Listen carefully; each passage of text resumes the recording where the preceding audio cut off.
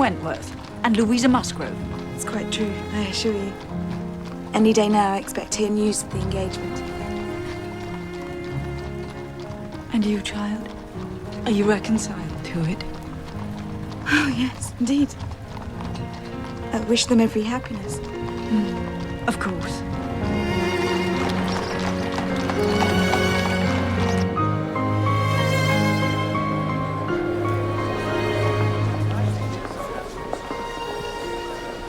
Oh, look. There's our Mr. Elliot with the Wallaces. I must admit, he does have a very pleasant manner. Indeed he does. And yet, And yet, I cannot help feeling that there must be something more than immediately appears in this sudden interest in our family after so many years. you refer to Elizabeth, I take it? She is very handsome. Well, he has nothing to gain from a reconciliation.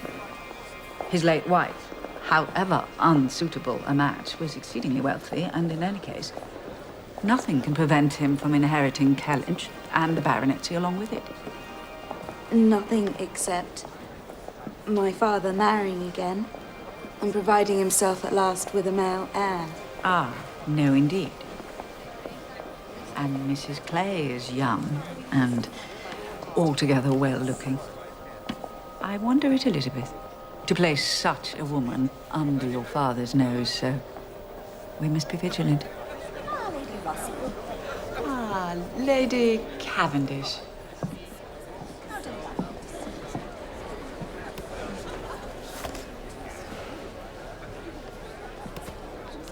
My dearest cousin, once again, Providence seems eager to throw us together. Good morning, Mr. Elliot. I confess, I called only an hour ago at Camden Place and was most distressed to find you absent. My father was quite taken up with some sensational news in this morning's paper. You refer, of course, to your cousins, the Dowager Viscountess Dalrymple and her daughter, the Honourable Miss Carteret, who arrive in Bath today. You are very well informed, Mr. Elliot. Your father may have mentioned something on the subject. I do not doubt that he did. You do not seem anxious to make their acquaintance again. I agree.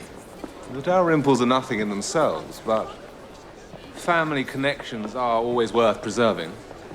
And they are regarded everywhere as good company.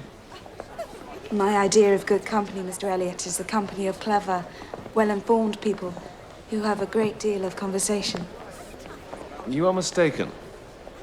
That is not good company. That is the best. No, good company requires only birth, manners, and education. And with regard to education, I am afraid it is not very particular. Ah, my cousin Anne shakes her head. She's not satisfied.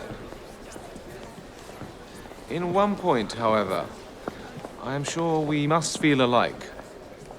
We welcome any addition to your father's society which diverts his thoughts from those who, well, are beneath him. You refer to Mrs. Clay? It is possible that I do. My concern is that my father may be rendered unhappy by the connection. But perhaps I'm too fastidious. My dear Anne, you have a better right to be fastidious than any woman I have ever met.